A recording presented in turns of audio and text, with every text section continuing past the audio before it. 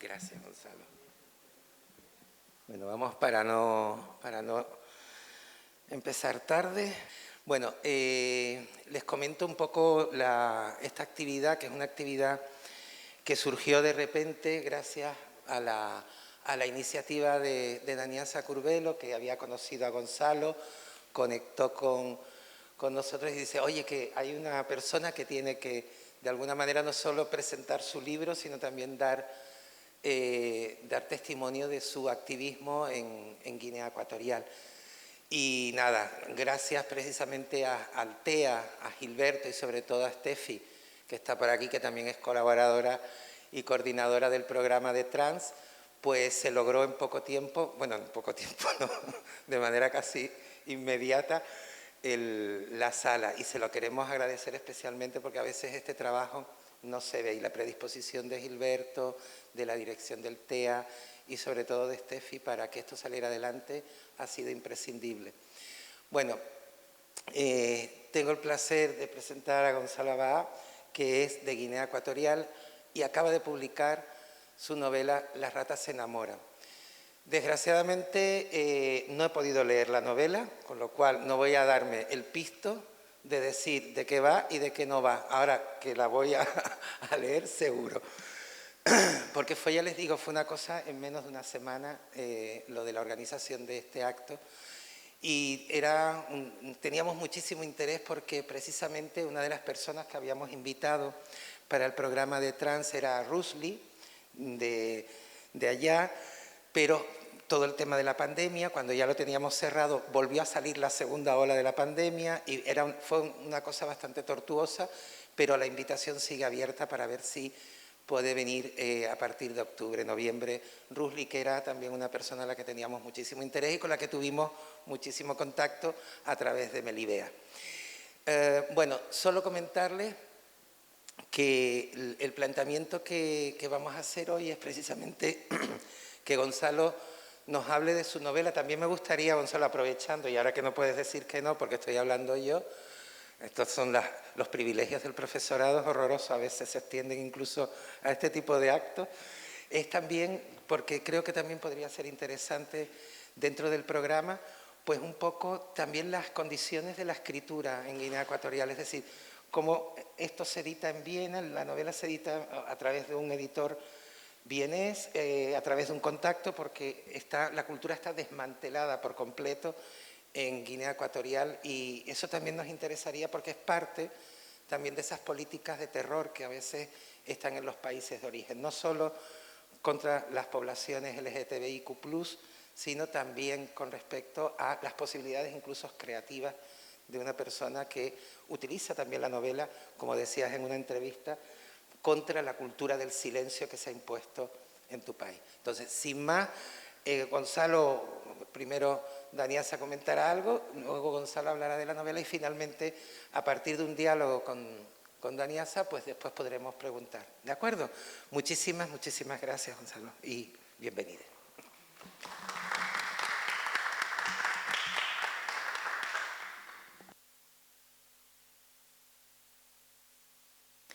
Buenos días, muchas gracias por acompañarnos en esta presentación express que celebramos hoy en el Salón de Actos de TEA y reitero el agradecimiento a todo el equipo de Trans y de TEA en general por pues, dar pie, ¿no?, a esta presentación que en apenas 7 días, que es desde que nos conocemos, se pudiese celebrar hoy acá. Entonces, les leo algo que escribí para presentar a Gonzalo Abaa. De este libro, hasta ahora, solo he podido leerme su título. Conocí a Gonzalo hace justo 7 días, casi de casualidad, porque ni él ni yo lo teníamos previsto. Me dijo que era de Guinea Ecuatorial, que era su primera vez en Canarias, que había escrito un libro y que estaba en las islas hasta el 30 de mayo. Entonces pensé que no podíamos dejarlo escapar con solo una presentación del libro en Tenerife gracias a la UL, hace unos días. Más recientemente ha sido galardonado con el 5º premio de relato breve Amadou Doye de la UL por uno de sus relatos. Gonzalo Abaa vive en Bata y allí participa de Somos Parte del Mundo, una asociación que trabaja para garantizar derechos humanos en Guinea Ecuatorial, entre ellos lo que respecta a lo LGBTI. Y ser activista LGBTI en un país que mantiene las leyes franquistas de vagos y maleantes y de peligrosidad social, restos de un pasado como colonia española, ¿de qué me sonará eso? No es ninguna bobería. Pero de eso les tendría que contar el propio Gonzalo si él así lo desea. Ya que si hay algo que he procurado en esta presentación es que sea una conversación amable y nada intrusiva, tampoco victimizante ni condescendiente desde mis propios privilegios. Como les decía, de este libro solo me he leído su título y el título es Las ratas también se enamoran. Les diré una cosa, las ratas me dan pánico desde que era pequeña. Lo describiría como asco, incomodidad y rechazo cuando veo a alguna saliendo de debajo de un coche o cruzando la carretera rumbo a una alcantarilla. Hoy me doy cuenta de que puede ser la misma sensación que yo puedo provocar en mucha gente, asco, incomodidad y rechazo. Y es que las ratas forman parte de esas especies animales que están, desde que nacen, pidiéndonos perdón por existir, siendo lo menos visibles posible, escondiéndose y habitando las noches y las alcantarillas, con la esperanza de no encontrarse con alguien que las mate, que las cache, que la aplaste, solo por ser rata. Creo que esta sensación la compartimos pues muchas personas de las que estamos hoy acá. Y sin extenderme más, reitero los agradecimientos al programa de Trans, a José Antonio Ramos Arteaga, a Estefanía Martínez Bruna y a todo el equipo de TEA, y haber aceptado esta propuesta antes de que Gonzalo se fuera de nuevo al continente. Y ahora pues te toca a ti, Gonzalo, hablarnos de este libro, de dónde nace, cómo nace y cuál es su historia. Gracias.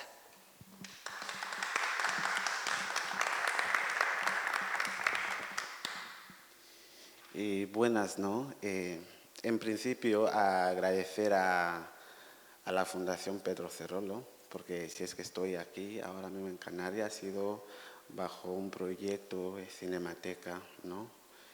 Trans, y que en base a ello he podido conocer a maravillosas personas, mucha gente maravillosa. Daniasa, que ha hecho posible que esté aquí, ¿no? Y esto lo agradezco, la verdad. Y no sé si decir estoy en compromiso o en deuda o nada, porque me siento muy afortunado, ¿no? Me siento muy agraciado, ¿no? No es fácil, pero ya ha hecho posible que esté aquí. Pues quiero tocar un poquito sobre la literatura, ¿no? No solamente la literatura, el ámbito cultural antes de entrar de lleno en la obra. Y la cultura en mi país es difícil. Para promover, ¿no?, esas manifestaciones culturales que de alguna manera vienen a concienciar a la población a que cambien ciertas cosas y que tengan otra manera de ver y una perspectiva diferente, es complicado. La literatura dentro de la sociedad ecuatoguineana ha servido como una herramienta de crítica.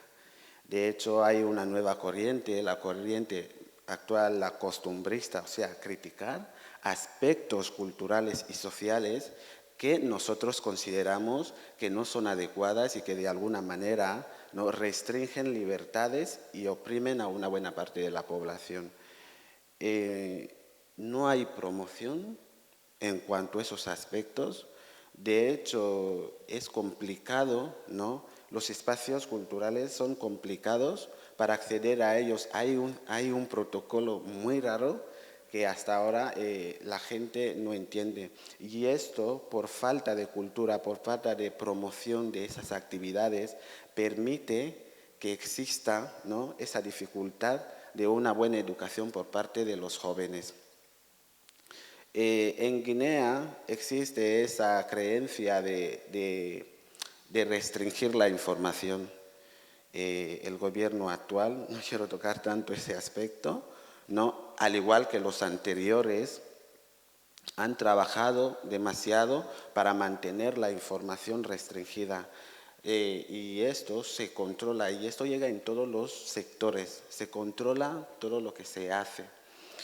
Las personas activistas, la gente que promueve la cultura, en ocasiones corren mucho peligro porque la cultura muchas veces y su promoción permite que las mentes se abran.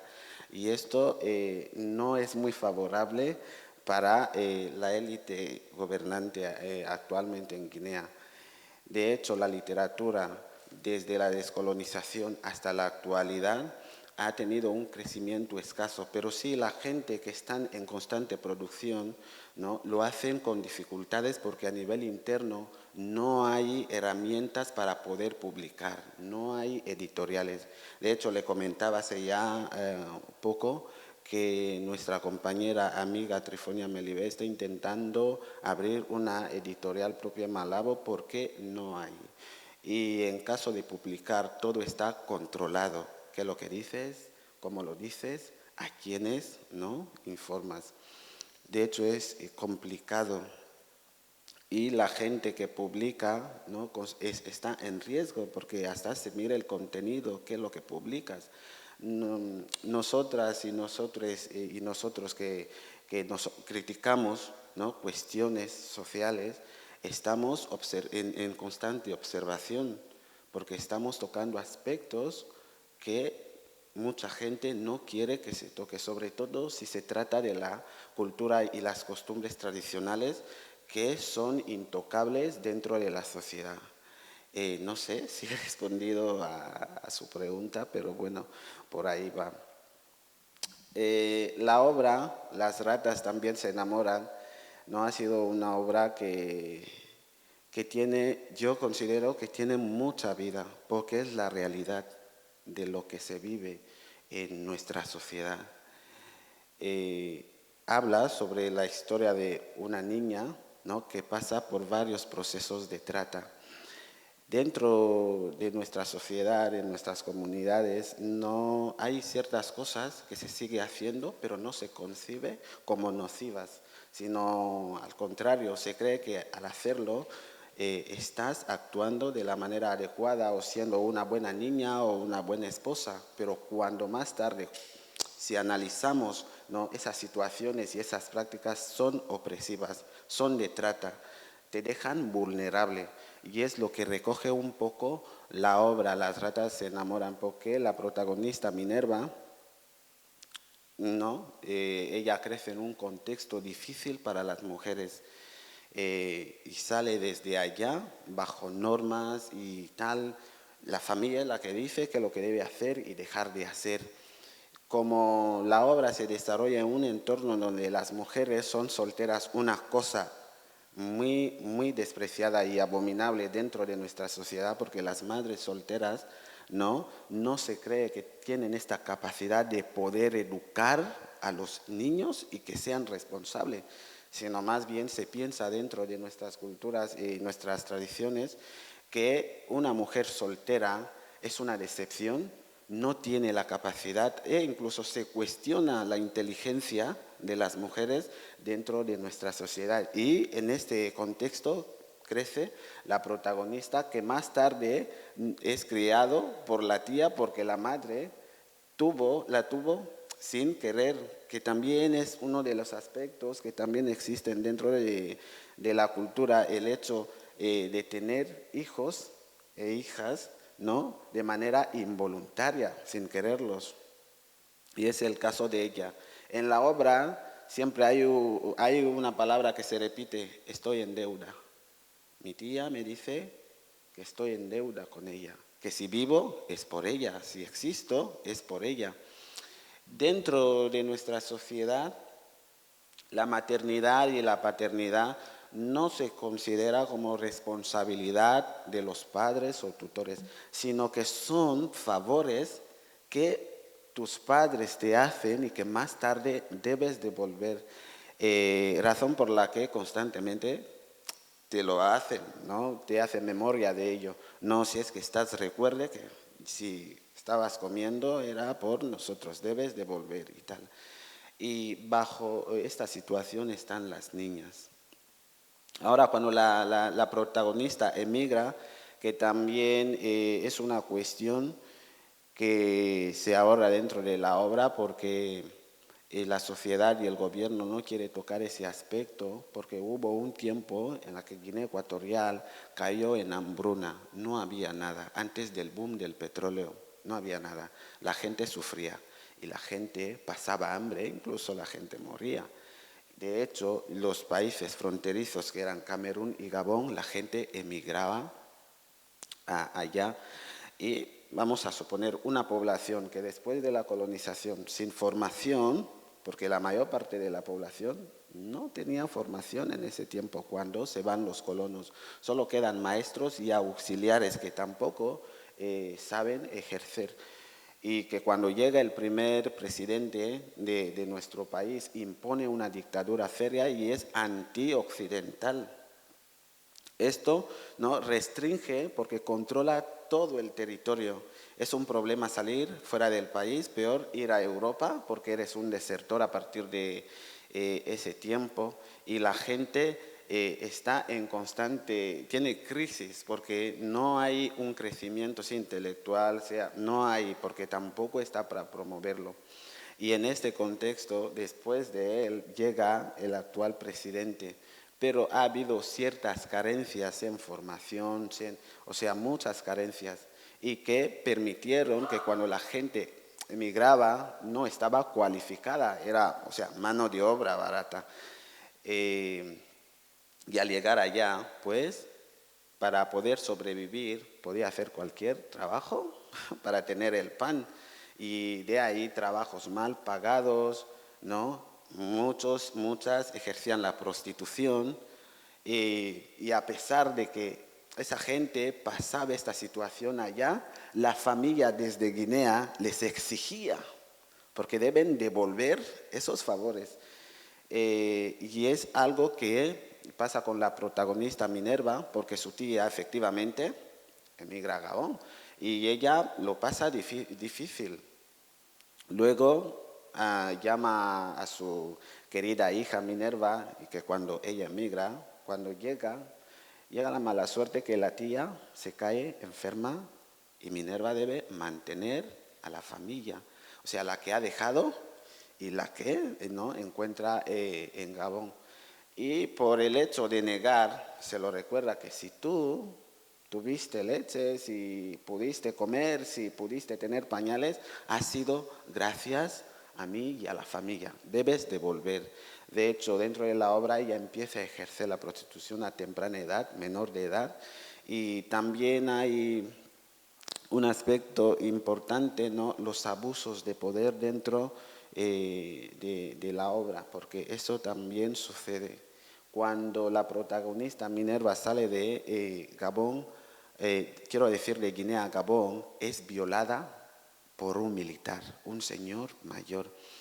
Pero cuando es violada a nivel social dentro de la mente de la gente, no es concebido como algo malo, sino que como ya ha llegado en el periodo de menstruación, efectivamente ya puede empezar a mantener relaciones sexuales. Pero para ella es una cosa que es complicado porque ella no está preparada, ni siquiera lo había pensado, y su tía la utiliza constantemente como boleto de pasaje. No, que tampoco se considera como algo malo, sino más bien son buenos comportamientos. Si el mayor te dice hacer tal, debes hacerlo efectivamente.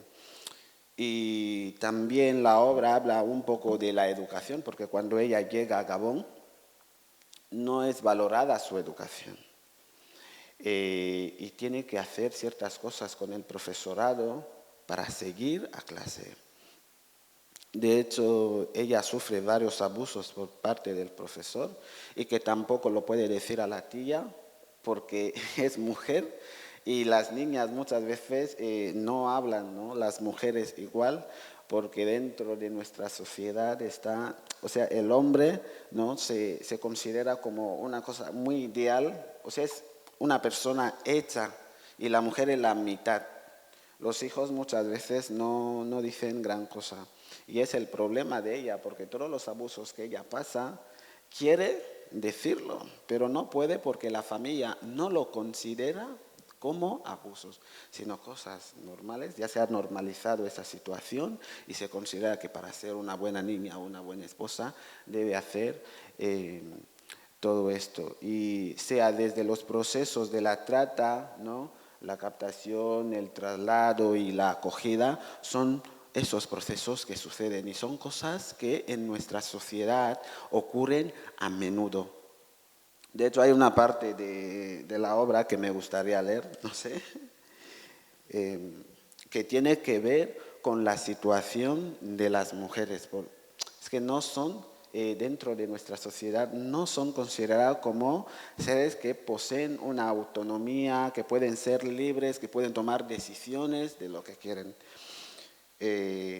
Pues el párrafo dice así: mis tíos, que conocían bien la tradición, sabían perfectamente que las mujeres no tenían derecho a heredar. Esa parte, cuando, de hecho he dicho al principio que esta obra es la vida real, lo que sucede dentro de la sociedad.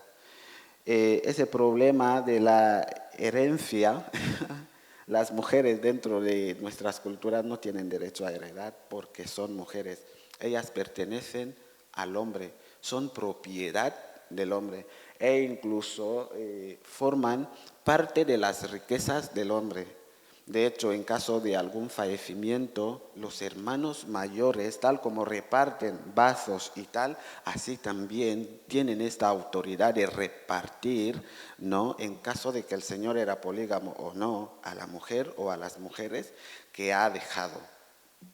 Y es una cuestión que actualmente afecta a muchas dentro de la sociedad, porque hay varias que han viajado, se han formado, pero cuando llegan, ¿no?, dentro de Guinea, se les restringe, ¿no?, muchos privilegios.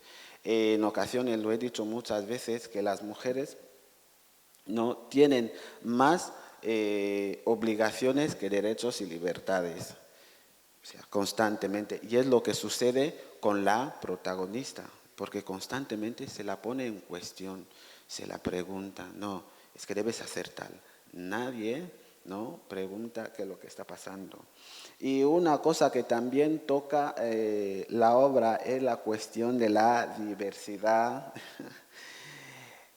que es bastante, porque la obra, ¿no?, ya que aborda, porque lo que hice, ¿no?, es tratar cuestiones que se considera tabú y que se empiece a exponer esas cuestiones para que la gente sepa que eso sucede y que no es adecuado y que hay ciertas cosas que también dentro de la sociedad se debe ir normalizando.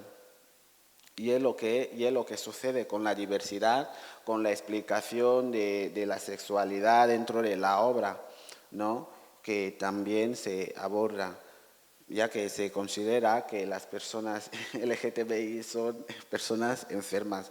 Pero dentro de la obra, cuando la protagonista emigra, ¿no?, conoce a un chico que efectivamente, aparentemente de mente liberal, pero que constantemente la recuerda que debe ser mujer, ¿no?, porque encuentras que también la protagonista, a pesar de todo esto, ella esquiva en ocasiones esa situación porque está inconforme, ella no se siente, ¿no?, realizada.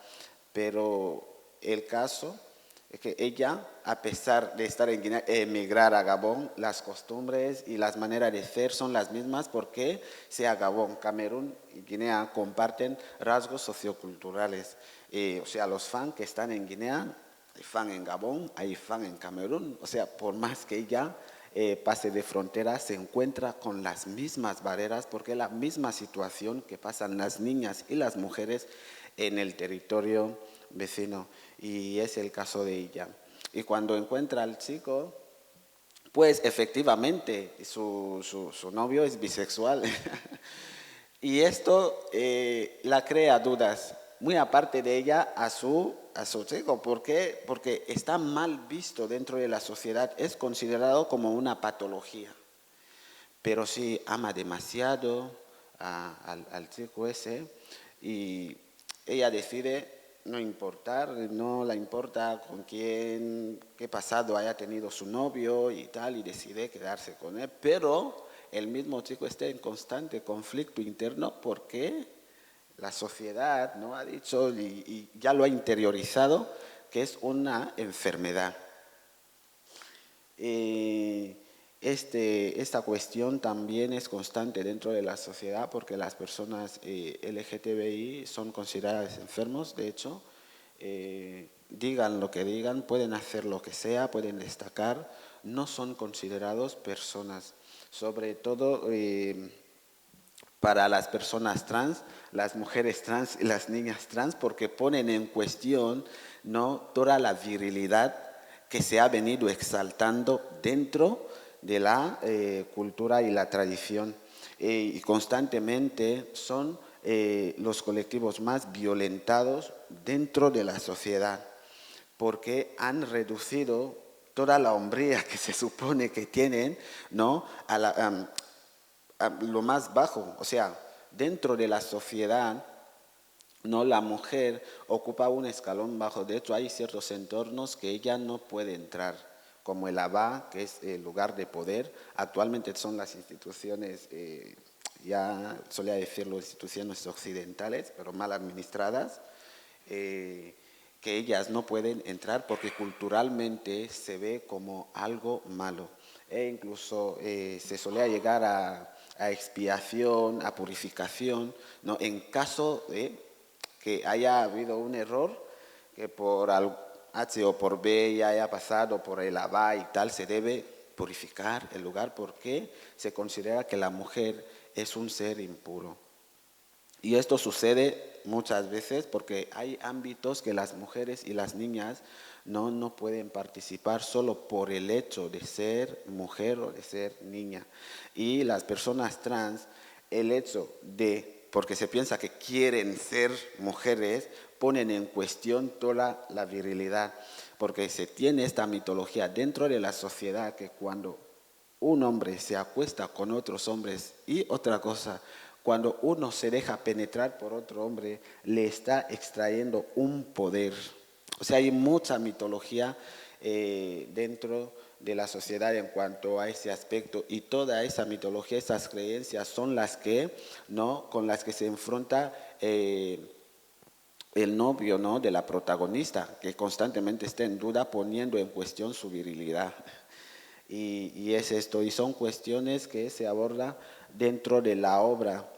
La obra, cuando decidí publicarla, fue un proceso muy, muy complicado porque yo no quería, porque tocaba cuestiones de cultura, tocaba cuestiones de trata, tocaba cuestiones que en mi sociedad son prohibidas.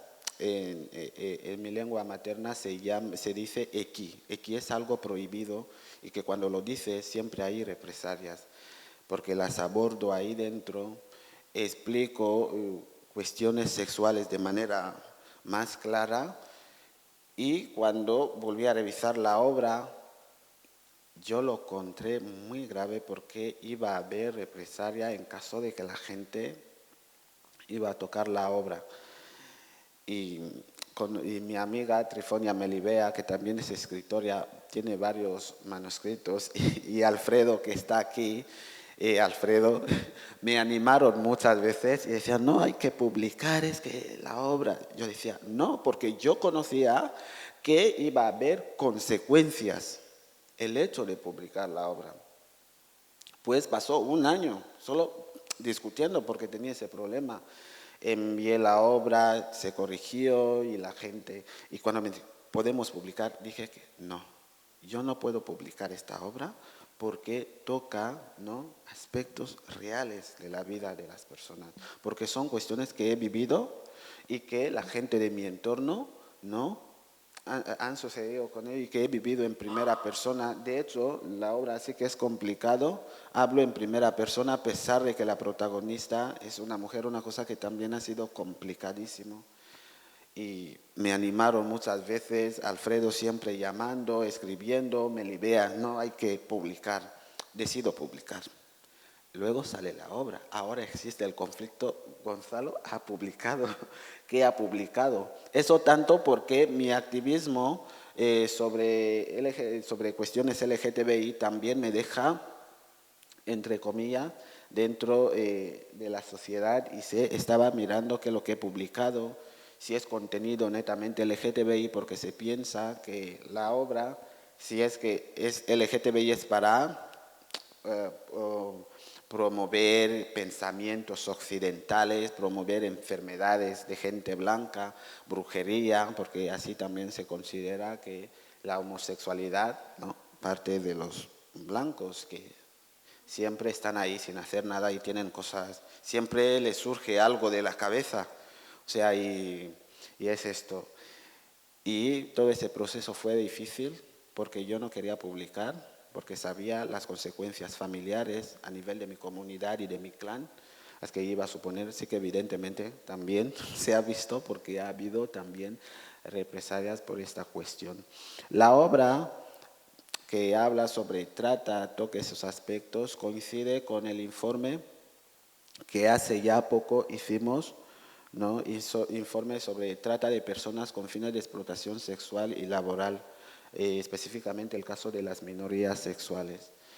En el colectivo, ¿no?, yo, como activista, hemos tenido también esos problemas y el libro también habla sobre esas vivencias que se encuentran las personas LGTBI, sobre todo las personas trans, dentro de las familias. Las familias actúan como principales tratantes dentro de nuestra sociedad, porque a través de las familias, ¿no?, se empuja, ¿no?, a las personas a hacer varias cosas que no quieren hacer. Y aquí, en cuanto a trata y prostitución, es muy similar la trata cis heteros de las niñas que de las trata de las personas y niñas trans.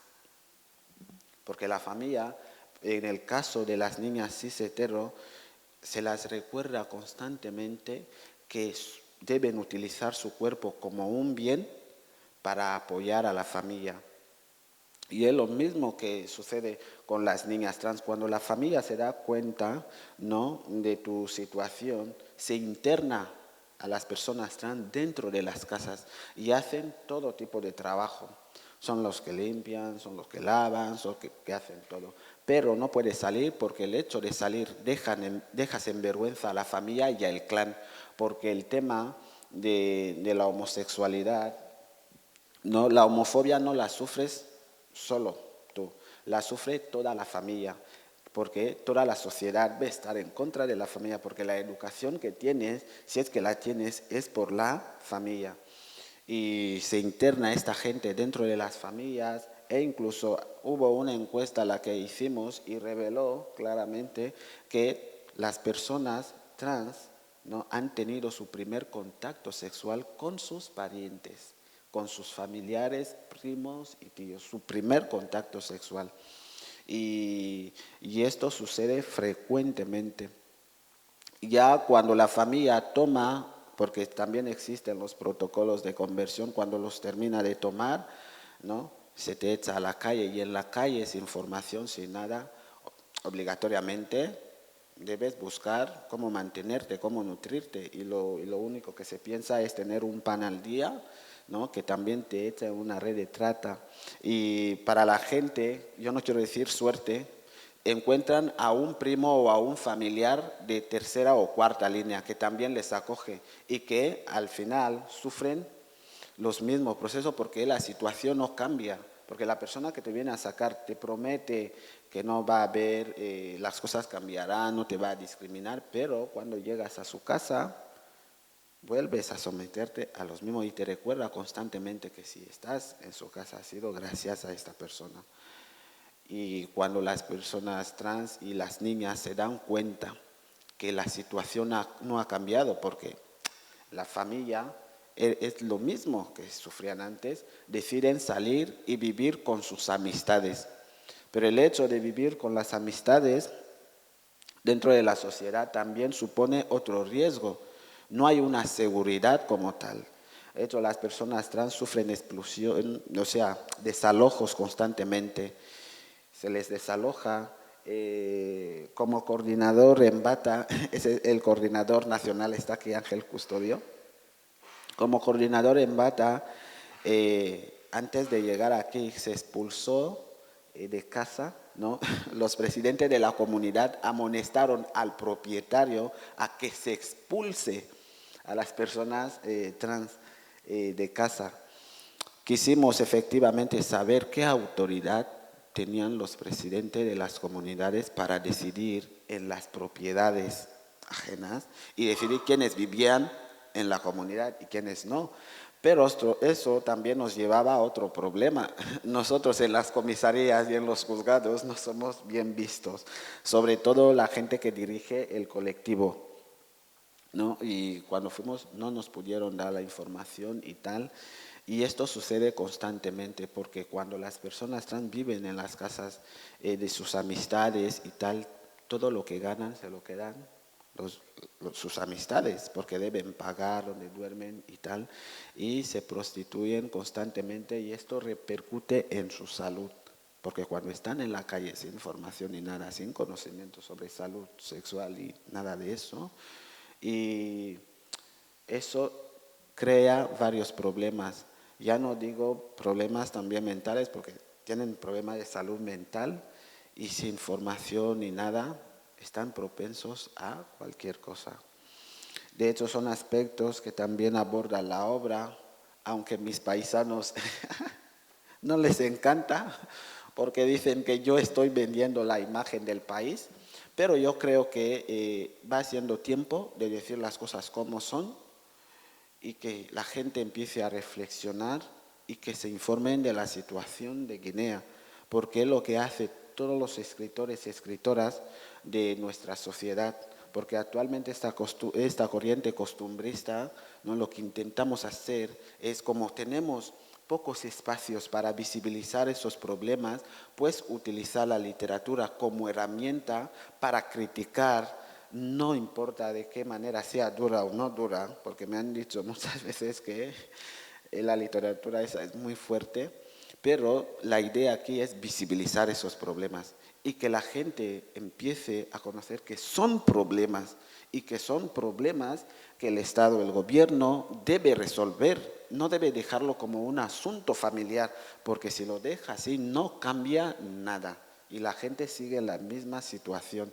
De hecho, entre mis paisanos que también son escritores y yo me siento orgulloso de todos y todas porque también critican aspectos de la sociedad. Es lo que estamos haciendo, visibilizar esos problemas para intentar buscar manera que la gente se sienta libre, para que las mujeres tengan su autonomía y que puedan decidir por ellas y no acabar en matrimonios forzados, porque también sucede con la protagonista cuando vuelve, cuando regresa a su país, su tío, ¿no? Solamente le dice, ¿no? Tu marido. Y ella, por ser rebelde, que también es una cosa que se va a explicar más tarde, ¿no? De las ratas, el caso de las ratas, por eso se la llama rata, porque ella está en constante cuestionando, o sea, constante conflicto, cuestionando todo lo que está haciendo, no se siente a gusto por esas cosas. Y las mujeres dentro de la sociedad se las considera como eso, rata, cuando tú estás fuera de la norma social, fuera de las costumbres tradicionales, fuera de lo que suponen que es normal, eres una rata, eres una desertora, rebelde. Y esa es la cuestión, no sé, he hablado demasiado y es esto. Y sí, sí, sí.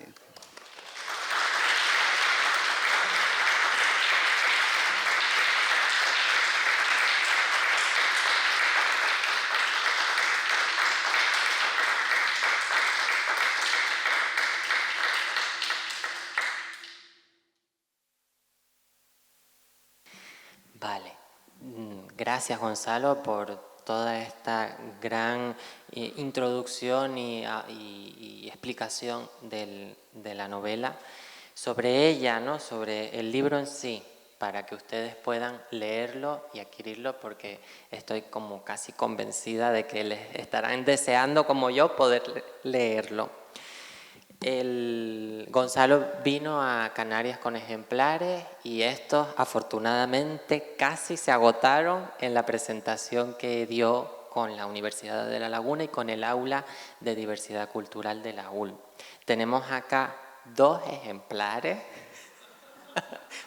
Ahora de pronto todo el mundo se nos bota encima. Y también tengo que comentar que junto a estos 2 ejemplares físicos que están hoy acá, se pueden conseguir como medio de distribución a través de Amazon. Con una simple búsqueda del título encontrarán a través de Amazon la novela para adquirirla. Y yo les insisto, ¿no? en que la lean y en que también apoyen esta publicación, dadas las circunstancias que ha tenido y que Gonzalo ha explicado para que se diese.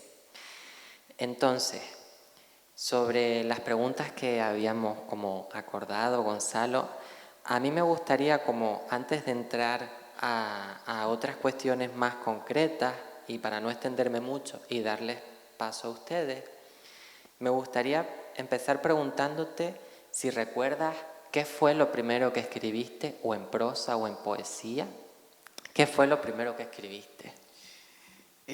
La poesía, sinceramente, no, muchas veces no me sale, me va a faltar, pero sí me encanta. De hecho, yo admiro muchas veces a esa gente, ¿no?, que hace poesía. Yo más bien soy de narrativa, porque la poesía no es lo mío. Y mi primera experiencia escribiendo fue con mis papeles, mis cuadernos, ¿vale? Algo que mi madre consideraba cosa de niñas. O sea, escribir constantemente y dibujar cosas con muchos colorines y tal. Y fue mi primera experiencia y eran mis vivencias, cosas que me sucedían a diario dentro de mi familia, dentro de mi comunidad, con los compañeros, ¿no? Y era como un medio para poder expresarme, porque sentía que que mi cuaderno era el único que me escuchaba y que podía escribir y decirle todo sin protestar, sin que vaya a decirme algo negativo. O sea, fue lo primero, porque constantemente escribía cuando me sucedía algo, porque mi situación como persona LGTBI no fue muy buena, muy complicada, y lo único que yo notaba que me escuchaba eran mis cuadernos. De hecho, cada cosa que me sucedía, pues escribía.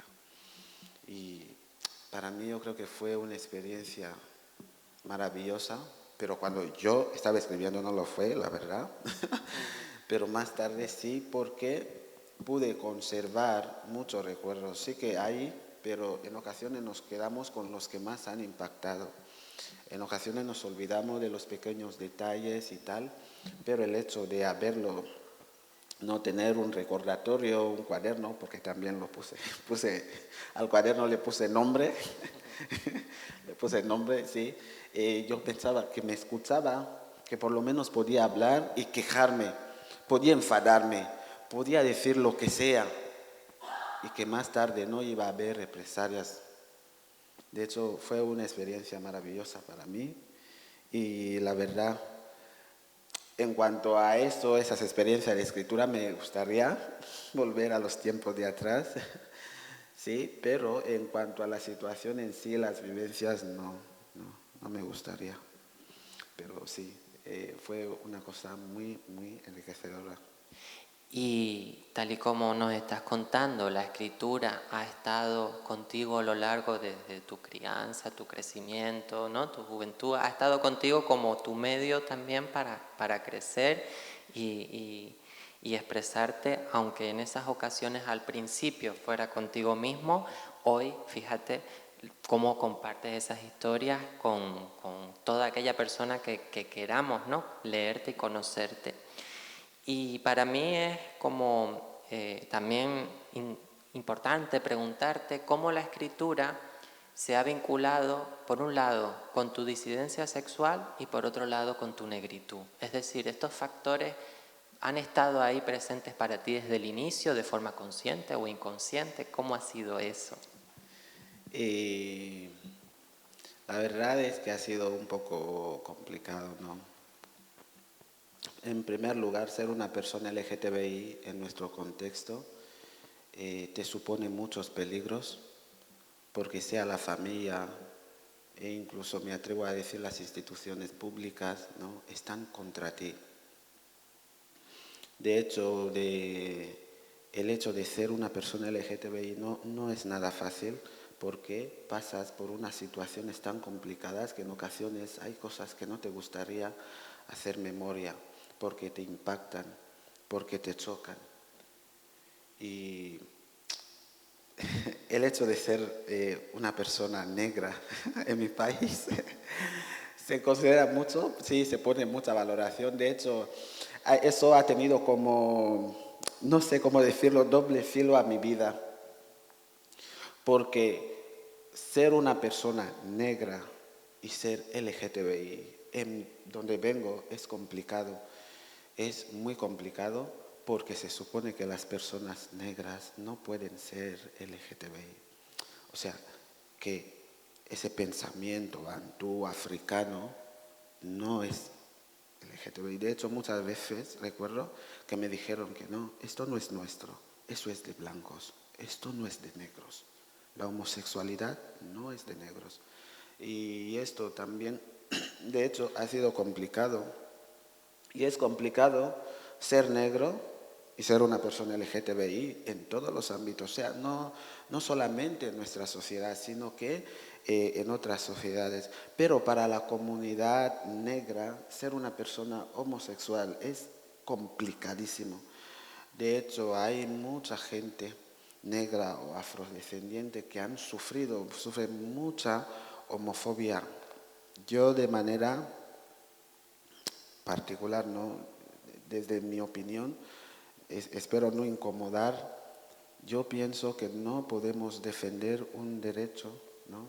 Intentar defender derecho y que más tarde las personas que lo defiendan opriman, ¿no? A una buena parte, porque el hecho de que yo sea, ¿no?, defensor de derechos humanos, vamos a suponer que soy hetero y que más tarde yo discrimine dentro de mi comunidad a personas negras, homosexuales, yo creo que en sí no estoy haciendo mucho, porque dejo en cuestión todos esos principios que frente al público, cara para afuera, defiendo. Y las personas LGTBI negras sufren mucha discriminación, sea en su entorno, sea fuera de su entorno. Primero por su color de piel, no solamente por la comunidad, de hecho, también existe este pensamiento occidental de que lo negro es inferior, ¿no? Es complicado. O sea, es una barrera tras otra. Y romper todas esas barreras es muy difícil.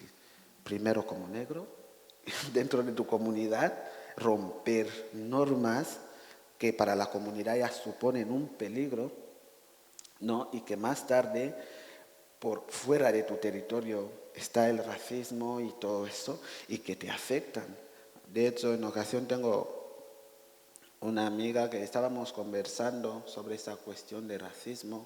Sí, está bien el racismo y tal, pero yo llegué a la conclusión que sí, las personas que están en contra del racismo no deberían ser las primeras personas que sean homófobos, porque no se entiende, porque lo que están luchando, ¿no?, por conseguir, no debes de alguna manera, o sea, volver a promoverlo, porque el hecho de ser homófobo, yo lo considero igualmente, o sea, ser racista, porque estás discriminando a la otra persona. No puedes defender un derecho para luego oprimir a otro. O sea, desde mi punto de vista, ¿no?, es lo que considero. Si vas a defender un derecho, tú defienda. Tú busca una sociedad mejor donde todo el mundo esté bien. De hecho, la verdad, ser negro y ser LGTBI es complicado. Y doy desde aquí mi apoyo a esta gente afrodescendiente, negra, homosexual, ¿no? Y que no se desanimen, que sigan, y llamar la atención a la gente, a la comunidad afro, a la comunidad negra, que eso es un problema dentro de la comunidad, la homofobia, y que muchos sufren por ello y que deben también dar una respuesta, tal como están con el racismo. Y una vez que nos has explicado toda la situación cultural, social, política que hay en Guinea y que perjudica, concretamente hablando, al colectivo LGBTI, a todas esas disidencias sexuales y de género, a mí me gustaría preguntarte por un concepto que se ha abordado en The Trans anteriormente en otras ocasiones, en el programa que nos ampara hoy, que es el del sexilio, ¿no? El exilio a causa de represión sexual, represión institucional, familiar, etc. Entonces, como miembro también de esta asociación, somos parte del mundo, tu activismo y tu experiencia, ¿tú consideras que el sexilio es entonces un problema en Guinea Ecuatorial ahora mismo que no se está ni siquiera a lo mejor atendiendo como debería? Existen varios problemas que no se atienden constantemente. Y la cuestión del exilio, ¿no? No solamente emigrar para otro país. El informe que hicimos sobre trata de personas dentro de la asociación, ¿no? Se mostraba que las personas LGTBI salían de los entornos rurales para las ciudades porque más o menos ahí encontraban una pizca de libertad. Decirte que dentro de nuestra sociedad la comunidad es muy importante. Ya lo he dicho varias veces, nosotros no actuamos como individuos, sino como comunidad. De tal manera que si la comunidad te excluye, te echa, tú en sí ya no eres persona. Porque el concepto de persona, ¿no? Tiene su sentido dentro de nuestra cultura. Se es persona cuando perteneces a una comunidad, respetas ciertas normas y tal, pero sin cuestionarlas. Y cuando ya se te ha excluido, ¿no? Tú tienes un trato diferente, no solamente dentro de tu clan, los demás clanes tampoco te pueden aceptar porque tú no perteneces a su clan y eres un peligro social. Las personas LGTBI prefieren las ciudades porque ahí no sufren tantas agresiones y existe la posibilidad de poder denunciar. Denunciar en las instituciones, efectivamente, no. A través de las redes, como coordinador, que he sido en la región continental, en ocasiones hemos tenido casos en los que forzosamente hemos tenido que visibilizar por qué no nos queda otra alternativa.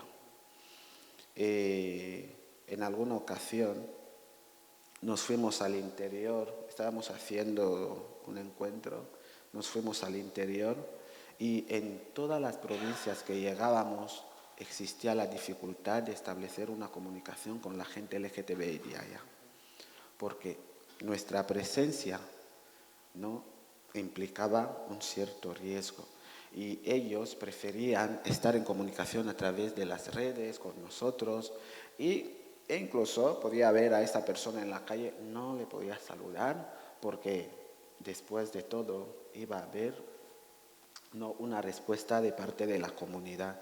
Las personas, no solamente las personas LGTBI, las niñas que también lo pasan muy mal dentro de las familias, y las mujeres que quieren tener una cierta autonomía e independencia tienen esta obligación de ir a las ciudades. Las personas que pueden emigrar para otros países, en caso de alguna oportunidad, tienden a irse. ¿Por qué?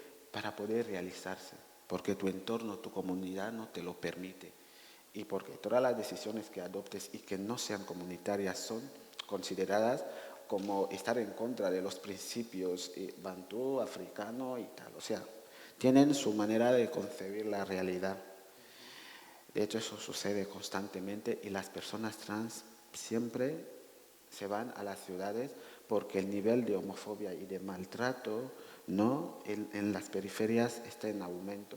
Sí que la situación es similar a las ciudades, pero por lo menos ahí tenemos esa oportunidad que está la asociación y ciertos problemas podemos visibilizarlo e incluso dar respuesta a ciertas cuestiones. Pero en el interior no hay prácticamente nadie. Y las niñas cis heteros también se van a las ciudades para buscar un futuro mejor y tal, pero vuelven a caer en la red de trata. De hecho, el colectivo hemos recibido amenazas, ¿no?, de gente por intentar defender. Y las familias, ya que nosotros carecemos de personalidad jurídica porque no se nos quiere legalizar, en ocasión porque hay menores fuera de las casas, porque cuando la familia ya se ha cansado con los métodos de conversión y que siga siendo supuestamente normal, se te echa a la calle. Y el colectivo, cuando acoge a un menor o a una menor, queda en problemas porque la familia tiene esta oportunidad de poder denunciar.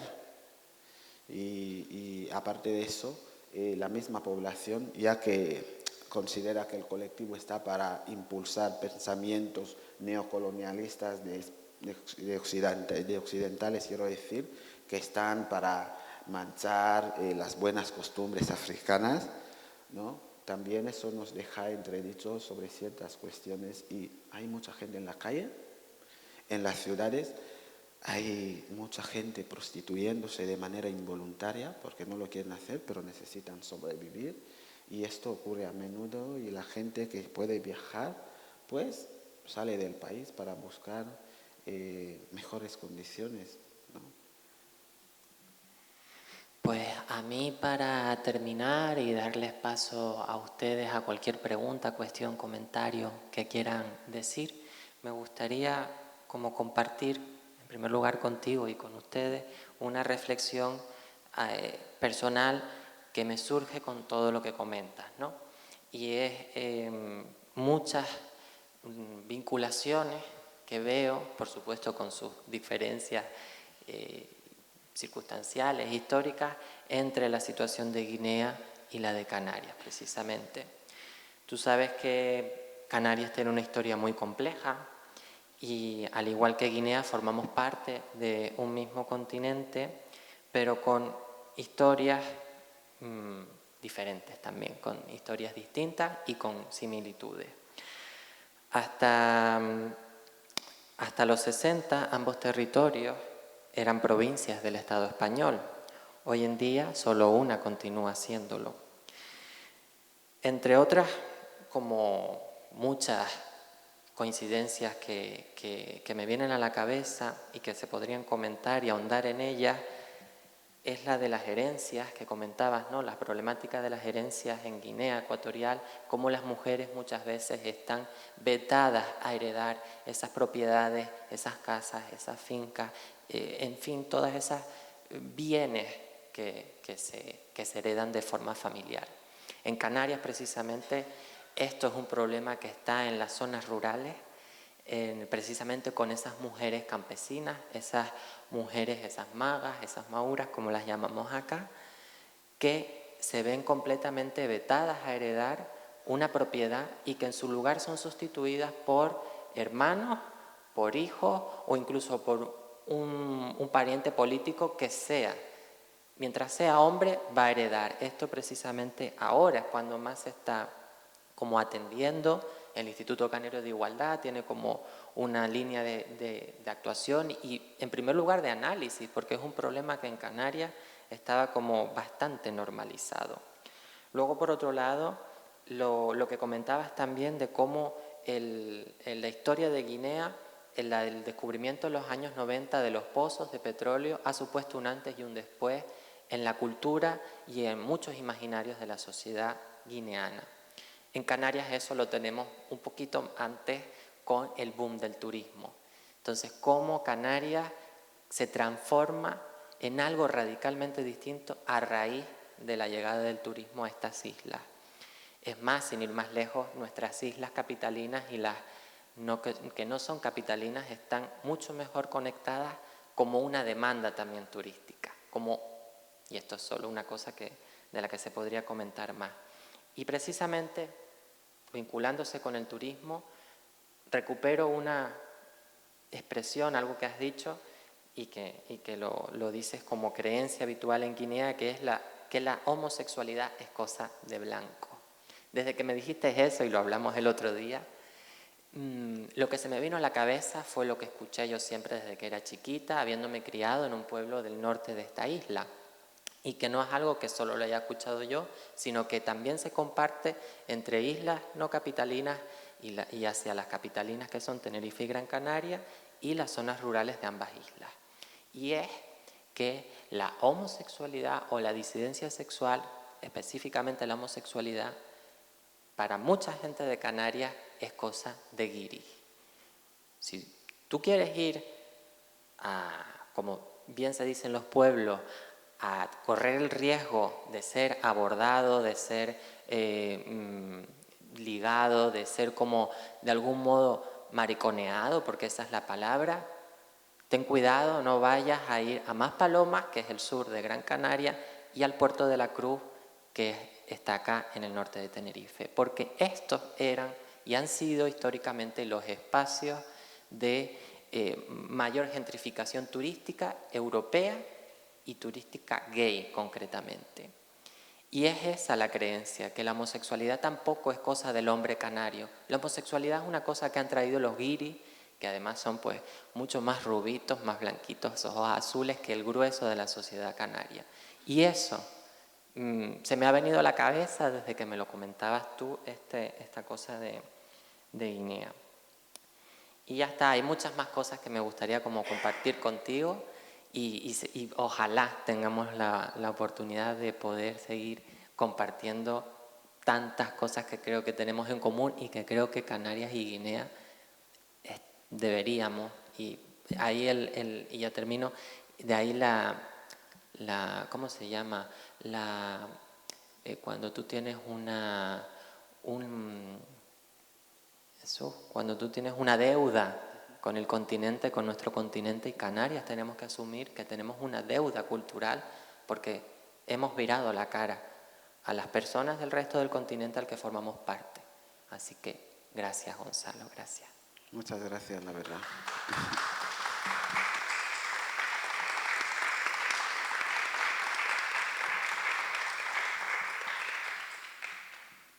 Bueno, y ahora les toca el turno a ustedes. Si alguien quiere comentar algo a partir de la presentación, pues es su turno. Creo que te van a acercar el micro.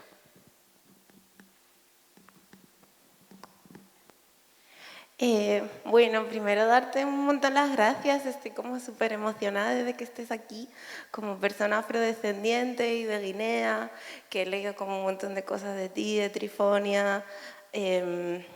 No sé, como que me parece súper revolucionario que estés aquí como transmitiendo este imaginario de que la resistencia queer negra existe en el continente guineano. Y entonces a partir de ahí como que quería preguntarte mil cosas, pero te pregunto un par. Pues lo difícil del contexto guineano para la gente queer, desde Somos Parte del Mundo, ¿cómo hacéis para construir estos espacios seguros donde la gente pueda medianamente existir en comunidad? ¿Y cómo hacéis para crear espacios comunitarios no mixtos donde la gente queer pueda tener como esta experiencia de familia elegida, igual con la expulsión de sus familias también? También como si crees que hay posibilidad o si de alguna manera ya lo estáis haciendo, como que Somos Parte del Mundo tenga una conexión con la diáspora, con personas afrodescendientes o guineano-descendientes que estemos en otros contextos y podamos de alguna forma como apoyar vuestro activismo. Después...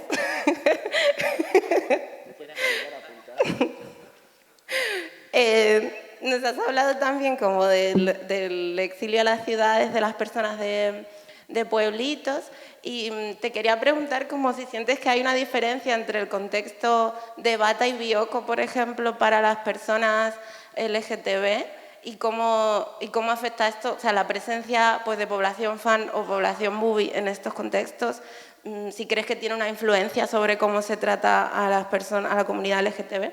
Y por último,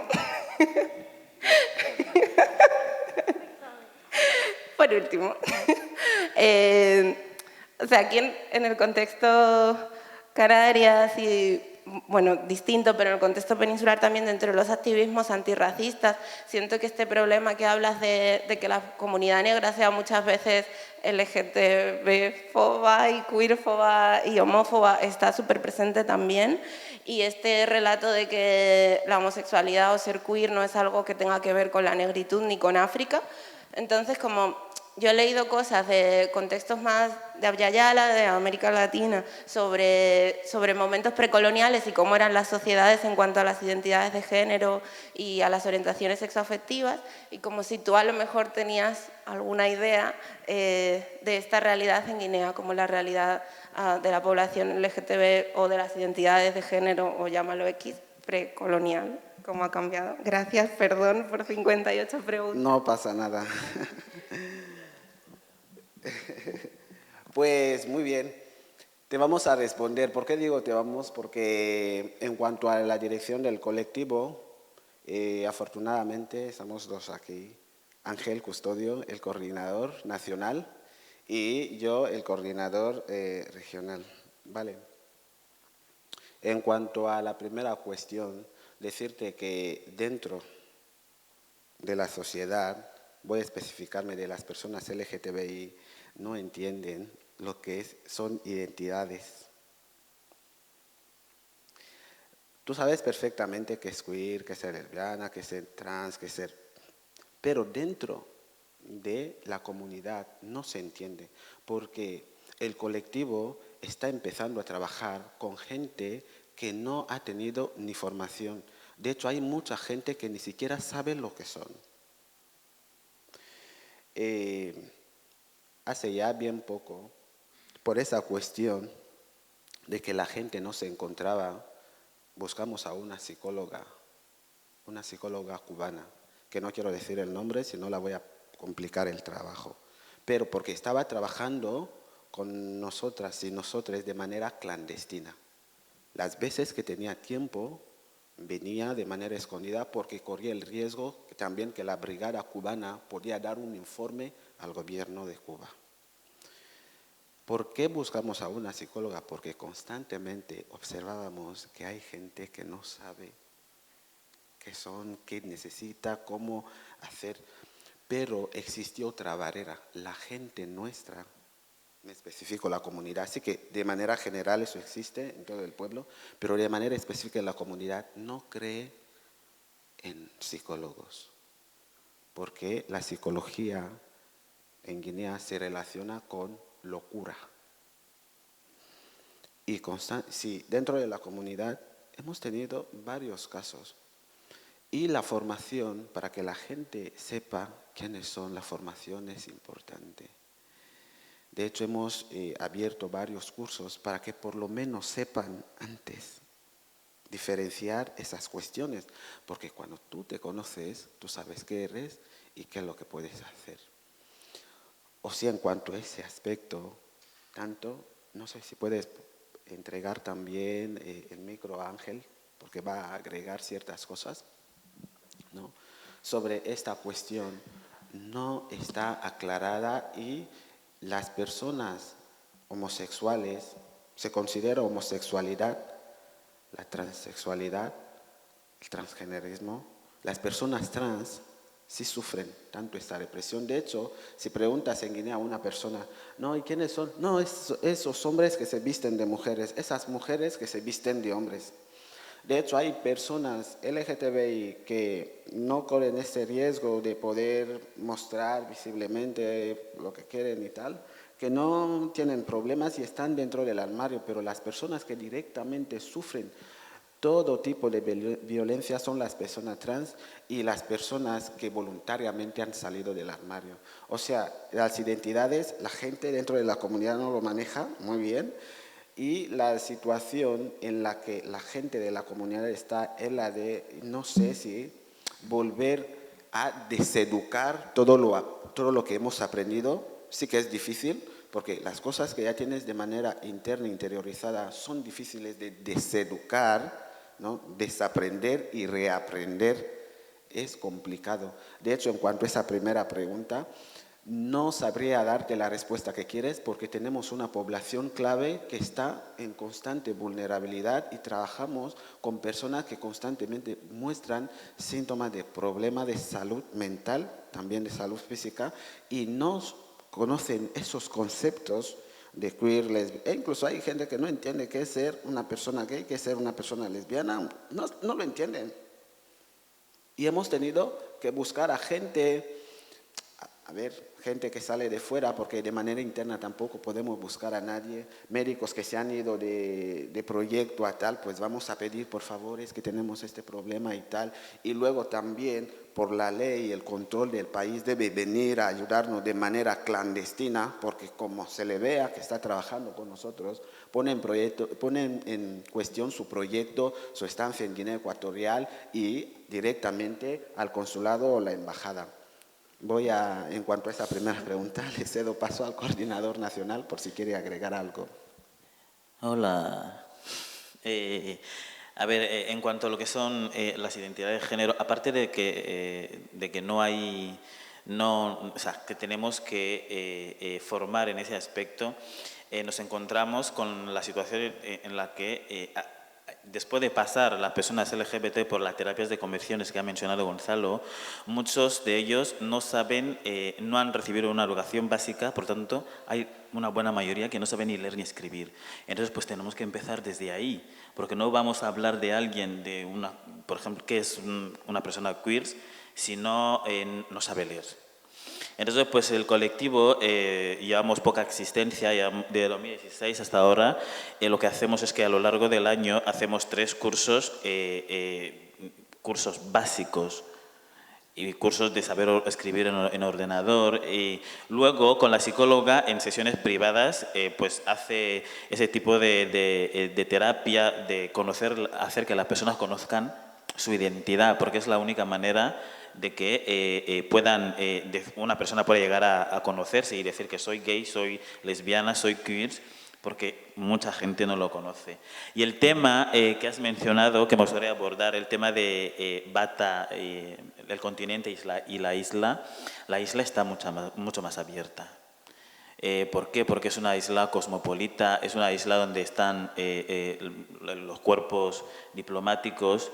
Entonces, pues todo el mundo tiende, sobre todo las personas LGBT y tiende a emigrar en la isla porque hay mucha más libertad. En la isla hay un poquito más de control. El ojo occidental está en la isla, entonces hay muchas cosas que no pueden hacer en cuanto a lo que son vulnerar derechos humanos. Y en el continente sí, porque no hay prácticamente nada ahí, entonces la gente tiende a emigrar de Bata a Malabo constantemente. Y también dentro de los casos, hace poco hemos hecho un trabajo de investigación sobre trata de personas, hemos visto que los grandes, Guinea está gobernado por un régimen político, militar sobre todo. Entonces la gente que tienen altos cargos en el ejército son personas homosexuales pero que están ocultos, trasladan a niños menores de Bata a Malabo pues para vivir con ellos y les ponen unas condiciones muy extremas, no puedes salir, estás todo el rato en casa, no tocas el móvil. Y entonces cuando esos niños no cumplen esas condiciones, pues les echan a la calle. En la asociación, en la sede de la asociación en Malabo, lo recibimos cada día. Cada día viene un niño y toca la puerta y dice que está fuera. Entonces, pues son otro mecanismo, ¿no?, de traslado. Hay algunos que vienen voluntariamente, hay algunos que se escapan de sus casas por la homofobia. Y los espacios que nosotros a día de hoy tenemos en la asociación tenemos una sede en Bata, tenemos otra sede en Malabo. Hemos abierto un espacio cultural un poquito a la vista de todo, un espacio cultural que no sea del colectivo, porque claro, todas las personas del colectivo que haga literatura, como Gonzalo, que haga dibujo, todo ese trabajo está siendo estigmatizado porque es homosexual. Entonces nosotros, y la gente no viene a otros compañeros de literatura, a veces no llegan a nosotros para hacer colaboraciones porque nuestra asociación está estigmatizada. Entonces, pues como estrategia hemos creado una asociación cultural aparte, que a la vista del público no pertenezca a la asociación, pero en el fondo sí, y ese espacio cultural, afortunadamente tenemos un espacio en Bata para colaborar con otras instituciones y pues yo creo que son los espacios que hemos creado para que la gente del colectivo pueda realizar el arte, porque son muy talentosos. Eso sí, hay mucho talento dentro del colectivo. Sí, casi ha tocado aspectos sobre el exilio, ¿verdad? No es lo mismo estar en la parte continental que en la parte insular.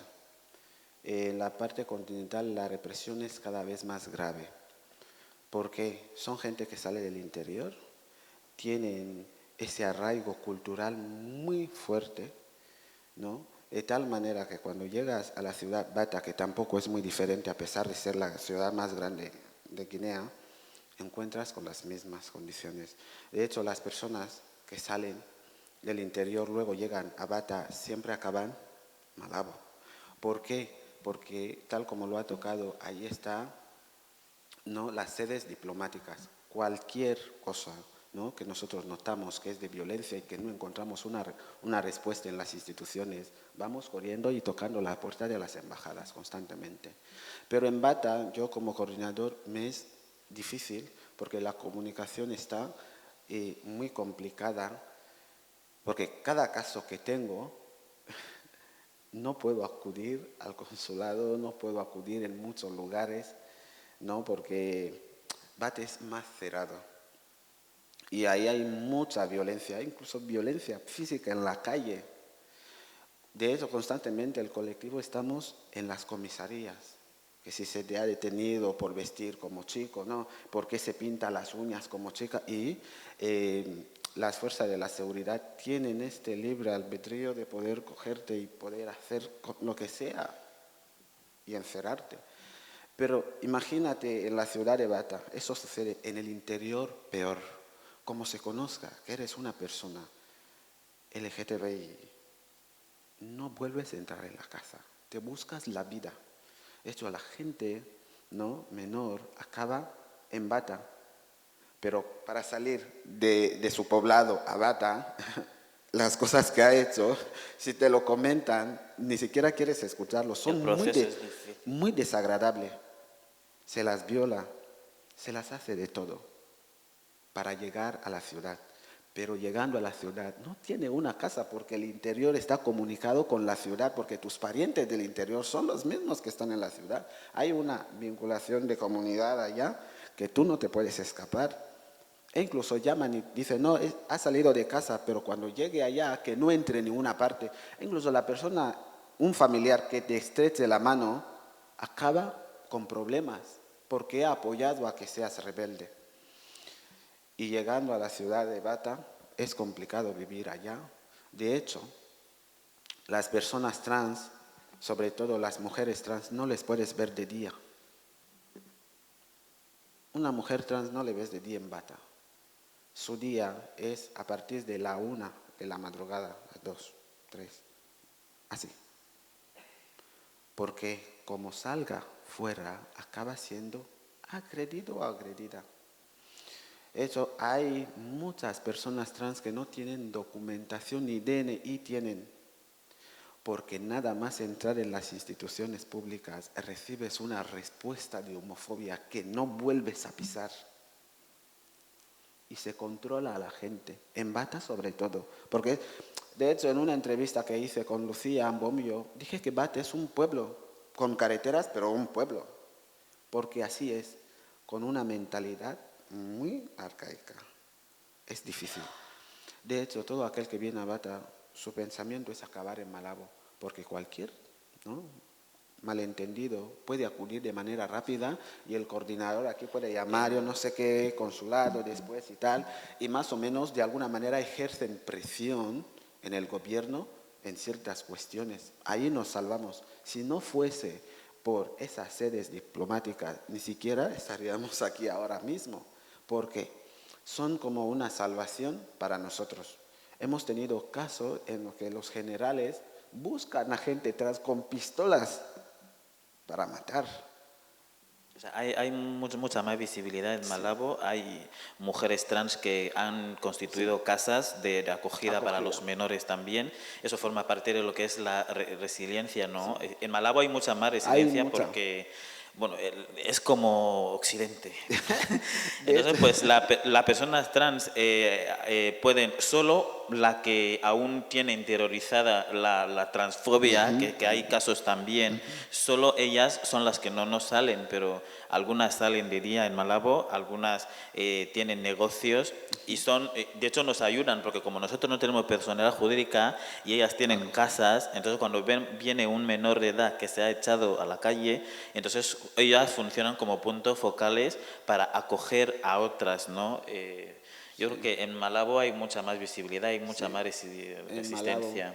En Bata difícil. De hecho tuve 2 casos de 2 chicos gay que se expulsó de casa y tuve que buscar a un señor, un amigo mío, estábamos en la facultad, y pedirle por favor, y yo no sé, y se fue como mi tutor, amigo de la persona expulsada, para que sea de mediación a que el niño vuelva a casa. Gracias a él pudimos conseguir que uno de los niños vuelva a casa. El otro está hasta ahora en la calle porque la familia nos amenazó y nos dijo que como se entere que el colectivo le ha dado caso a cualquier persona, acabarán en la policía. En Malabo, tal como lo ha dicho, están más estructurados porque hay muchas mujeres trans que viven de manera independiente y tienen casas de acogida, pero también vuelven a correr ese riesgo porque como la familia amenaza y luego no pueden hacer frente, acaban echando de igual modo en la calle. Y tenemos que en ocasiones, e incluso hay mucha gente, muchas mujeres trans que se han travestido otra vez de hombre solo para ir a casa.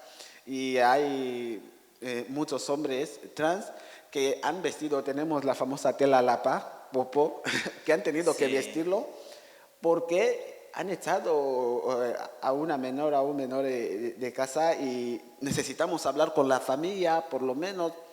Nosotros no podemos ir porque nos tienen ya muy fichados, pero gente que está un poco más alejada, acudimos, no, di que es tu amigo y tal, para que pueda volver, pero tampoco es ventajoso porque cuando vuelve...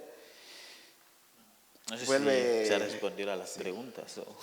Pero sí, las personas trans... ayudan demasiado y aportan demasiado al colectivo y son un eje clave para nosotros porque hay muchas que viven independientemente con sus negocios y apoyan y tal.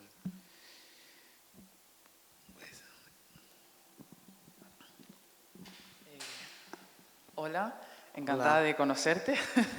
Yo también soy de Guinea Ecuatorial como la compañera y me ha encantado mucho escucharte, la verdad. Llevo siguiéndote hace tiempo desde las redes.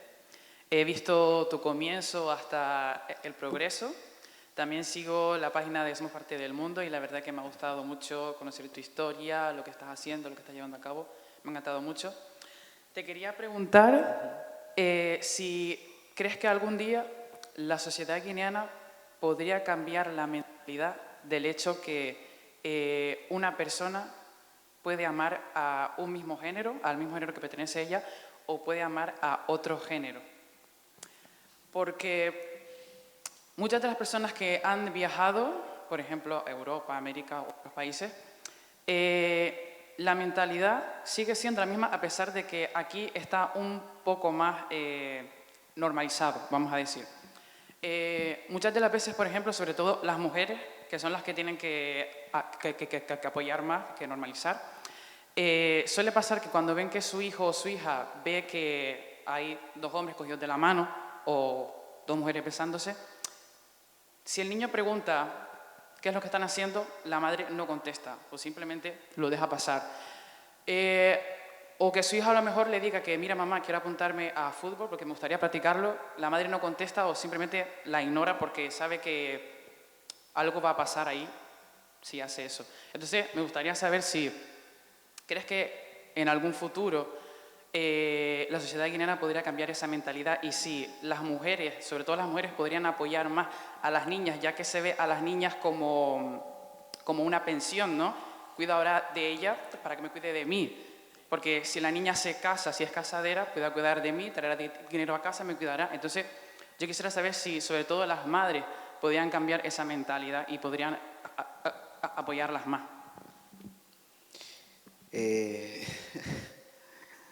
Sí, la verdad.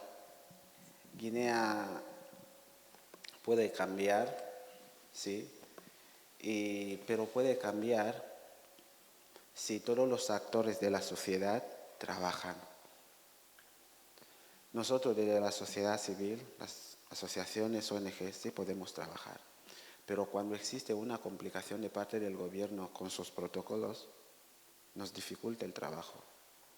Pero si ellos ponen de su parte, mejor. Y las familias, porque el Estado, ¿no?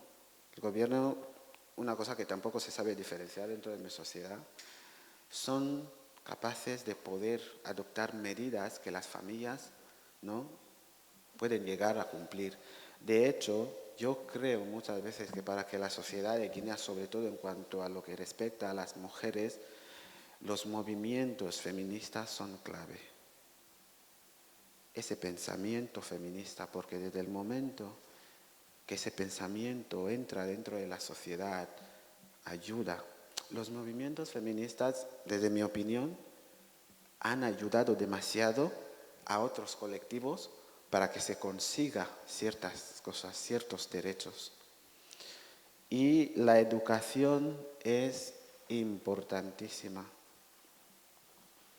Guinea Ecuatorial, tal como conoces, no sé si has estado ahí, pero tenemos esta manera de mostrar cosas positivas desde fuera y cuando en el interior todo está más. Es normal que una madre cuando venga aquí, que encuentre a dos hombres y a dos mujeres besándose y que la niña o el niño le pregunte, mamá, ¿y esto? Que se calle, porque de donde viene ha interiorizado ya la educación esta, aunque aparentemente esté en un lugar más abierto y tal, su mentalidad está más atrasada. Y en ocasiones un choque cultural y un choque de todo para ella, aunque después va a ir de muy moderna y tal, muy de mente abierta, pero si consultas su opinión, verás que saldrán demonios.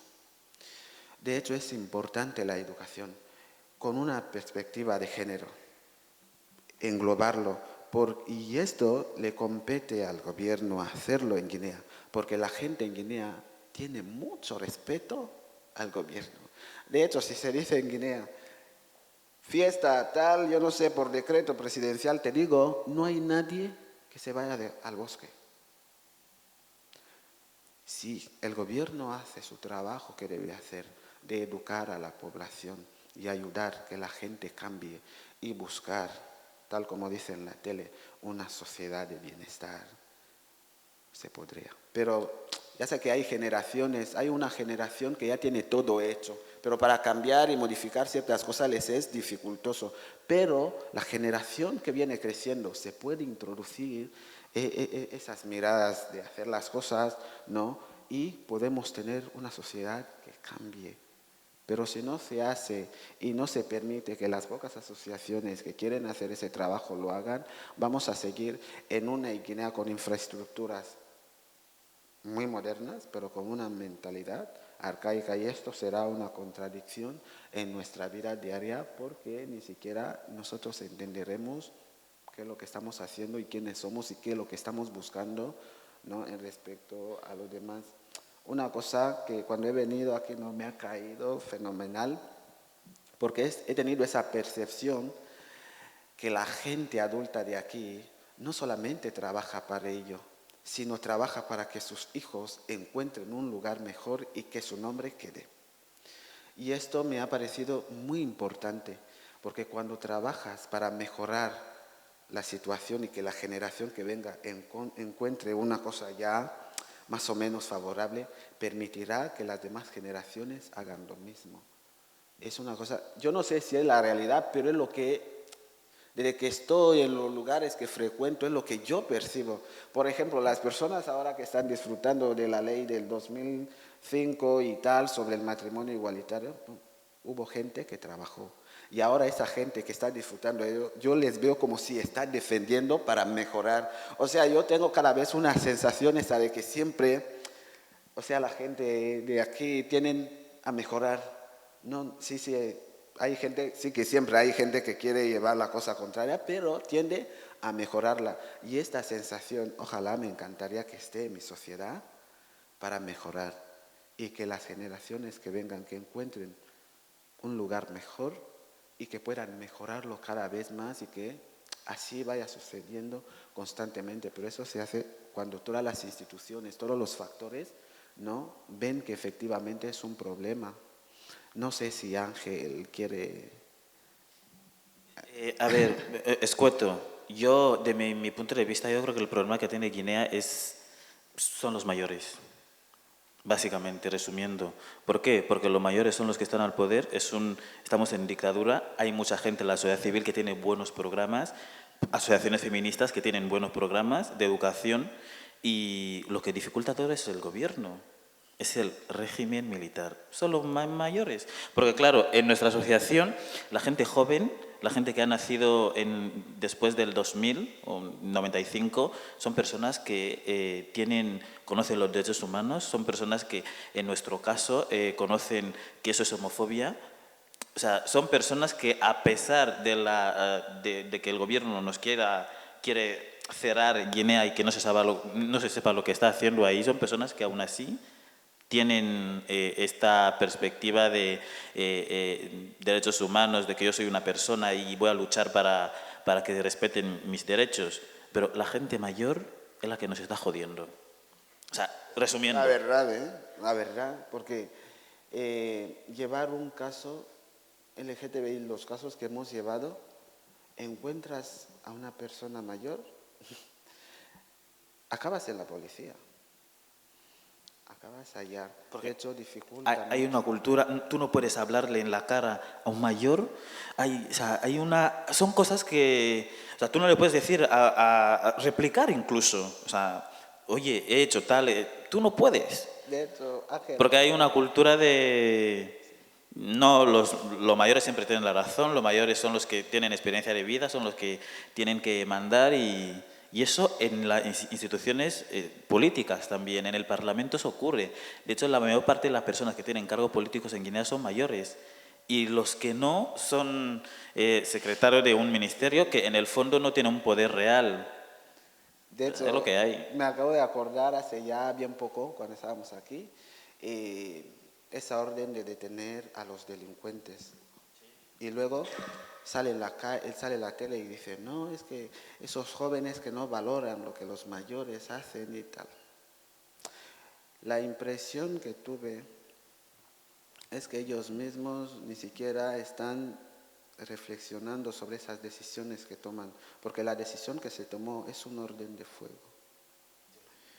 Y yo me quedo un poco cuestionando eso, porque ustedes que estáis dirigiendo, debéis implementar políticas que permitan que la juventud se desarrolle, crear espacios, crear cosas, promover el arte, pero desde el momento que dejáis a los jóvenes con mucho tiempo libre y luego la educación, que aparentemente es gratis, todo gratuito, no hay muchos espacios educativos, no hay un programa, Yo me quedo, porque cuando se dijo, es lo que me vino, porque no se implementa nada.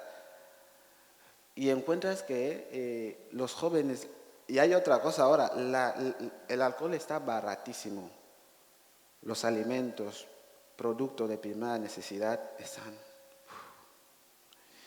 Tú, una madre soltera con 5 niños, con un salario que no le llega para un niño,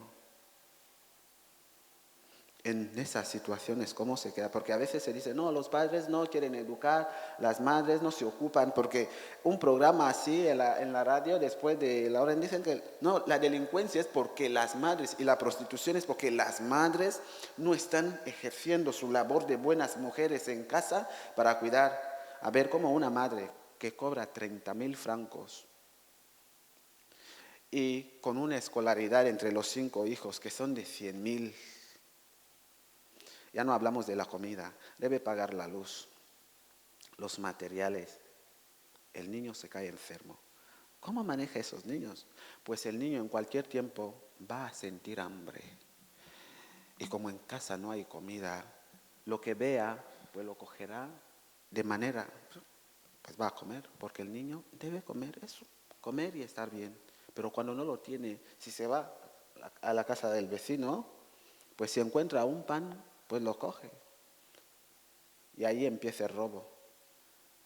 A ver, si la madre de ser que tuviese un buen trabajo, con un buen salario, en unas buenas condiciones, el niño ni siquiera le interesaría ver algo en la calle y querer llevárselo, porque sabe que en su casa, en el frigo, hay tal, y después de clase, mamá le...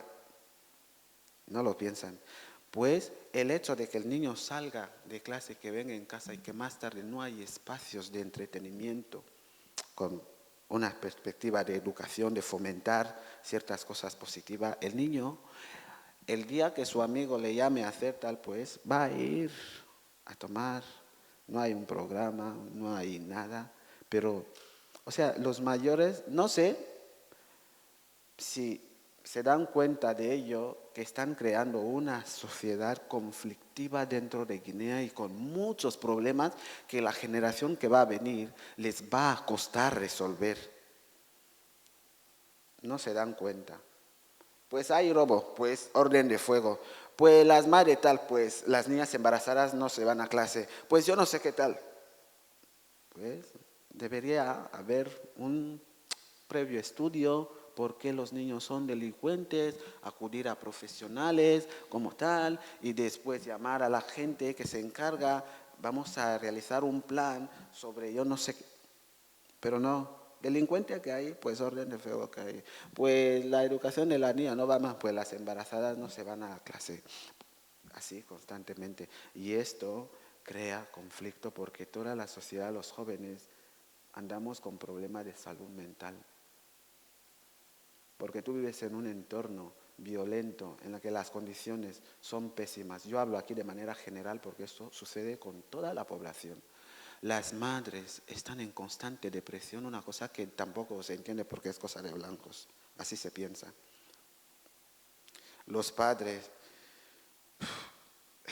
son tantas cosas, pero la gente, porque la gente que gobierna ha estado en tiempo de Franco.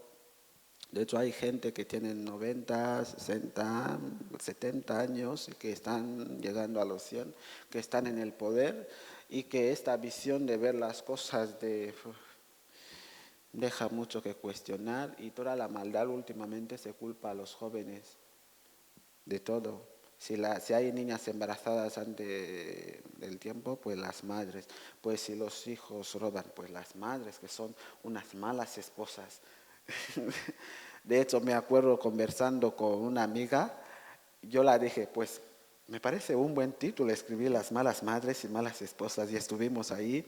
Yo lo decía porque todas se llevan la culpa de todo el desorden. O sea, el hombre se queda como, no, yo no sé, tú debes, si es que el niño sale mal, tú, porque tú no debes, yo no sé qué tal. De hecho, es complicado y sí que va a cambiar, esto siempre lo tengo, va a cambiar, pero va a costar mucho porque hay antecedentes y los factores esos están creando otros antecedentes y creando conflictos que va a costar mucho a la generación que va a intentar dar un cambio, porque no les será fácil. O sea, no sé si he hablado demasiado, pero las cosas hay que decirlas. Guinea Ecuatorial, cuando adquiere la independencia, ¿no? Yo creo que la independencia fue de manera un poco precipitada, pero adecuada para la gente de ese tiempo. Guinea Ecuatorial, cuando sale de la independencia, no hay personal. Los recursos humanos están fatal, no hay formación, no hay gente, ¿no?, que pueda seguir con el país. Pero con las precipitaciones de que los demás países cogían la independencia, deciden, ¿no?, coger la independencia. Está bien, una buena cosa. Pero en el tiempo colonial, ¿no?, también es un aspecto que abordo un poquito sobre la prostitución, y hay un concepto de buscablanco, ¿no?, dentro de mi sociedad. O sea, las mujeres que se prostituyen y los hombres prefieren prostituirse con gente que viene de fuera, gente blanca, porque dicen que pagan bien, les tratan como persona y tal. O sea, son aspectos que han influido también, porque esa prostitución es una cadena. También lo hablo en una entrevista, porque la prostitución empieza con la colonia, porque había esa separación que los blancos no deben tener una mezcla con los negros, pero hay zonas específicas en mi país, en Bata, que si vas, todos no son, a ver, no quiero decir morenos, son automáticamente blancos, mestizos todos, y sus hijos, o sea, así, y esto les ha creado también problemas, porque hay como cierto rechazo hacia lo blanco y tal. O sea, es como un antecedente. Y la formación también es un antecedente, porque la Guinea toma la independencia, se queda con instituciones occidentales, pero con un personal nefasto. O sea, las instituciones no van a funcionar como ellos han supuesto, porque la gente que lo dirigía era gente blanca, los colonos, que sí sabían qué es lo que están dirigiendo, pero desde el momento que se queda en manos, ¿no?, de la gente autóctona, las instituciones no funcionan. Al final caemos otra vez en que funcionan las costumbres y las tradiciones. De hecho, en tiempo del primer presidente Macías, que duró 11 años en el poder, cuando llevabas un caso, ¿no?, en las dependencias policiales, porque él también vio este problema, cuando vio que las instituciones no iban a funcionar, pues eliminó todas las instituciones, derogó todas las leyes coloniales, porque también se dio cuenta que la gente que estaba a su alrededor no estaba capacitada para llevarla. Y las dependencias policiales quedaron, en su caso, en administrar casi todo. De hecho, eran los encargados de administrar la justicia, y esto sigue en la actualidad, aunque se ha puesto en vigor ciertas cosas. Entonces, esa mala formación, sin base, llega en tiempo de la independencia. En tiempo de la colonia también hubo un conflicto. De hecho, me gustaría, no sé si aún existe ese decreto, ¿no?, sobre materia reservada de todo lo de Guinea. Cuando Guinea adquiere la independencia con España, se deja en materia reservada todo lo que tiene que ver con Guinea. De hecho, en ocasiones en la facultad, ya que estudié humanidades en perfil de cooperación, yo siempre lo cuestionaba. ¿Qué tipo de relación tiene actualmente España y Guinea? Si hay un decreto que pone en materia reservada todo lo demás, ahora, ¿cómo entablan esas relaciones? Porque el hecho de dejar en materia reservada supone ciertas cosas. Y esto también crea un bloqueo. Ahora, la formación, ¿no?, porque hay ciertos convenios con la cooperación y tal que hace Guinea con España en materia de formación, en materia de tal, pero encuentras que también la sociedad vuelve a influir con su pensamiento, porque hay ciertas cosas que en clase no se puede impartir. O sea, esta herencia de falta de formación se arrastra desde el tiempo colonial.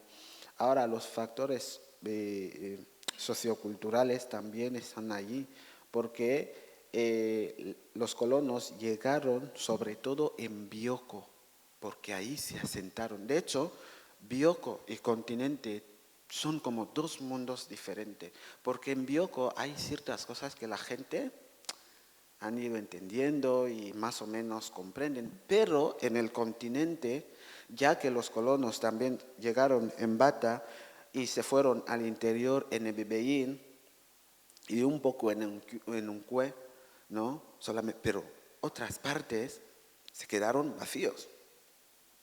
No hubo mucha presencia de los colonos y de hecho las cosas así no han podido cambiar y esos antecedentes, hay mucha inestabilidad porque las políticas, ¿no?, africanas, quiero englobar, y netamente Guinea, son inestables porque eso también ha favorecido y el franquismo también ha favorecido porque en tiempos de colonia todo lo que funcionaba aquí, ¿no?, como ley, como norma y tal, también funciona e incluso actualmente en Guinea.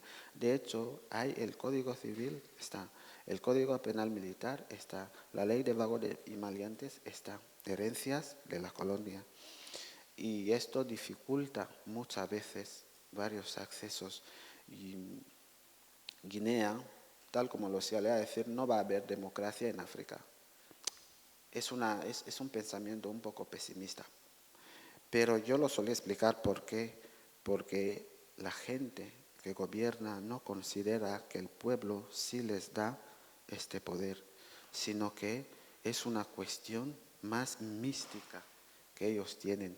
Y desde el momento que consideran que si es que tienen el poder porque emana de ellos, no de que no de que el pueblo tal como en las democracias debe ser, eso les convierte en presidentes vitalicios, ministros vitalicios, viceministros vitalicios. ¿Por qué? Si tienen el poder, el pueblo no lo tiene porque tiene.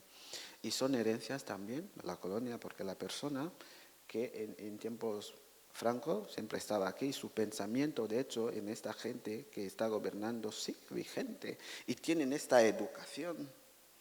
De hecho, están en la imposición, ¿no?, constantemente, no tienen esta actitud de... O sea, hay varios factores coloniales que influyeron, pero aunaron las costumbres tradicionales y culturales, ¿no?, para llegar a lo que es Guinea actualmente. La colonia está, no les podemos culpar, sí, del todo, porque trajeron una parte, eso sí es verdad, pero las costumbres culturales están allá, las que antes de la colonia veníamos manejando y que hemos venido preservando y que con la colonia han venido a cimentar y consolidar ciertas costumbres que hasta actualmente siguen vigentes en Guinea, cuando analizando denigran, vulneran, ¿no?, derechos de ciertas personas. Yo creo que como jóvenes debemos poner en cuestión todas esas cosas, cuestionar siempre. Sí que, porque cuestionar dentro de nuestra comunidad es grave. ¿Por qué hago tal? No sé, no lo cuestionas, debes hacerlo. Pero yo creo que es tiempo de cuestionar por qué estamos haciendo. Yo no estoy a gusto, no quiero, ya que muchas veces no se hace. Y lo lamento porque también hay una parte de jóvenes que también sigue la misma línea y es lamentable pensar en que jóvenes, esperanza supuestamente, vaya a pensar de igual modo.